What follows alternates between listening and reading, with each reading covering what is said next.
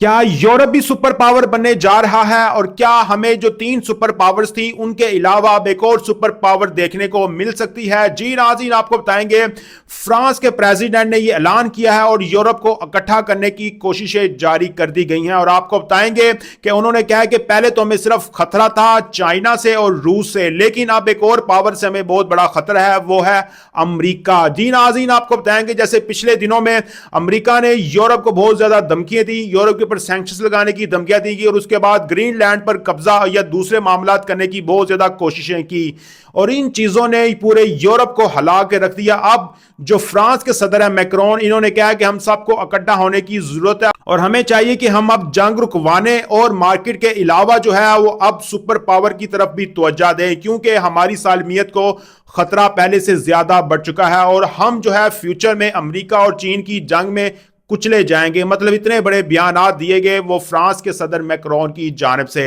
और इन्होंने कहा कि हमें तकरीबन सालाना इसके लिए 1.4 ट्रिलियन डॉलर्स की जरूरत पड़ेगी और इसमें हम अपने दिफाई निज़ाम और अपने जितनी भी जो टेक्नोलॉजी के मामला है उस सब को ज्यादा कर सकते हैं। और आपको बताएंगे पूरे यूरोप के अंदर तकरीबन 27 कंट्रीज हैं और ये जो 27 कंट्रीज आपस में मिलकर रहते हैं और अगर ये सारे के सारे मिल जाते हैं तो इनको सुपर पावर बनने के लिए कोई नहीं रोक सकता है। तो नाज़रीन, जैसे डोनाल्ड ट्रंप की पॉलिसी सामने आती है उसने पूरे यूरोप को जगा के रख दिया है। और ना सिर्फ अभी ये फ्रांस के सदर मैक्रोन बोले हैं, इससे पहले जर्मनी और बर्तानिया जो है वो भी इस तरह की बातें कर चुके हैं, लेकिन फ्रांस के सदर के लिए डोनाल्ड ट्रंप ने बहुत ही ज्यादा उनको धमकियां भी लगाई, उनका मजाक भी बनाया गया। और सबसे ज्यादा जो अभी पूरे यूरोप के अंदर जो अमेरिका के खिलाफ हुआ पड़ा है वो फ्रांस है। अब जो है वो फ्रांस ने सबको कहा है कि अब हमें सुपर पावर बनना होगा। अगर इमेजिन करें वहां पे अमेरिका, चाइना और रूस सुपर पावर्स के तौर पर एक्ट कर रहे हैं पूरी दुनिया के अंदर, और यहां पे अगर यूरोप भी अगर बनने जाता है तो उसके बाद पूरी दुनिया का क्या बनेगा।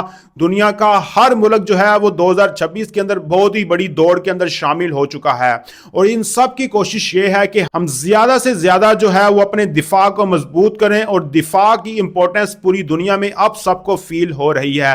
तो खैर नाज़रीन, आपकी इस पर क्या राय है? लास्ट वीक सेक्शन में बताएं। बहुत शुक्रिया।